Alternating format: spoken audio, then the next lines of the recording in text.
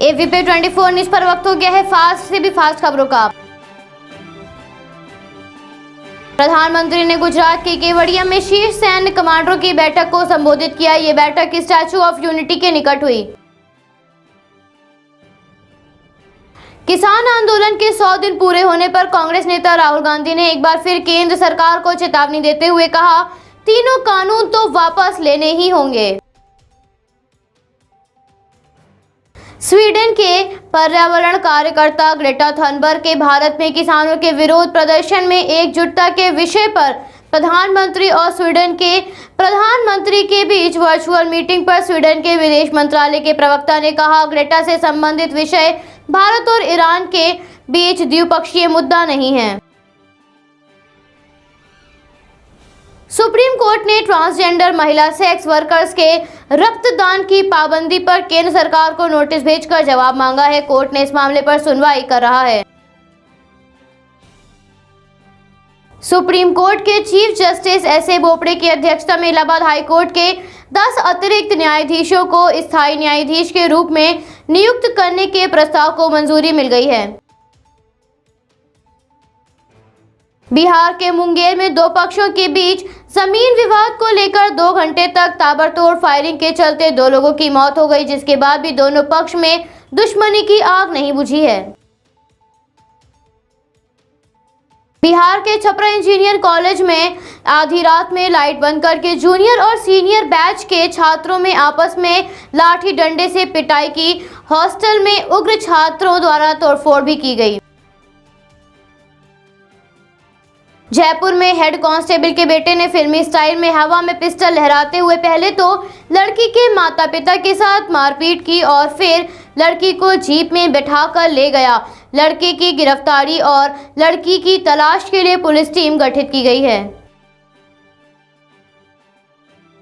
रजागंज स्थित उप स्वास्थ्य केंद्र में आंगनवाड़ी कार्यकर्ताओं एएनएम किरण पांडे के द्वारा 96 लोगों को कोरोना का टीका लगाया गया, जिसमें 5 लोगों की तबीयत बिगड़ गई, जिस वजह से लोगों में असमंजस की स्थिति बनी हुई है।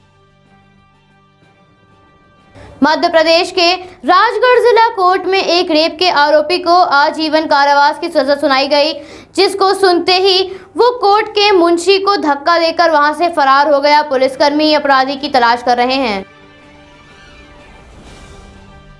महाराष्ट्र में बढ़ रहे कोरोना मामलों की वजह से वहां की अर्थव्यवस्था बिगड़ती नजर आ रही है। सदन में पेश हुई आर्थिक सर्वेक्षण रिपोर्ट 2021 के अनुसार सकल घरेलू उत्पाद में लगभग 1,96,926 करोड़ की कमी आई है। पंजाब के सरहिंद शहर में पुलिस चौकी से करीब 300 मीटर की दूरी पर स्थित एसबीआई के एटीएम को एक वाहन की मदद से बदमाश उखाड़ कर ले गए। एटीएम में 18,88,000 रुपए होने की बात सामने आई है।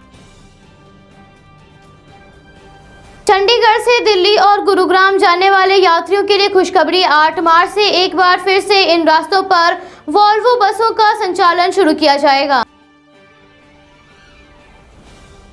राजस्थान के चित्रकूट में एक अजब प्रेम कहानी सामने आई है। एक युवक ने गर्लफ्रेंड की चॉकलेट खाने की जिद को पूरा करने के लिए एक दुकान से 700 चॉकलेट चोरी कर ली, जिसकी कीमत लगभग 20,000 रुपए बताई जा रही है। राजस्थान के उदयपुर में फूटा कोरोना बम। एक ही स्कूल में 25 छात्रों के साथ 4 स्टाफ के लोग कोरोना संक्रमित पाए गए। पश्चिम बंगाल की मुख्यमंत्री ममता बनर्जी ने 291 उम्मीदवारों का ऐलान किया। वहीं नंदीग्राम में ममता बनर्जी के खिलाफ शुभेंदु अधिकारी के चुनाव लड़ने पर शंका बनी हुई है। टीएमसी सांसद दिनेश त्रिवेदी, जिन्होंने 12 फरवरी को राज्यसभा से इस्तीफा दिया था, आज भाजपा में शामिल हो गए हैं। कर्नाटक में सेक्स सीडी के आरोप में घिरे 6 मंत्री ने कोर्ट से अपील की है कि उन्हें बदनाम करने वाले कंटेंट को प्रकाशित और प्रसारित होने से रोका जाए। इस मामले में घिरे मंत्री रमेश जारकिहोली इस्तीफा भी दे चुके हैं।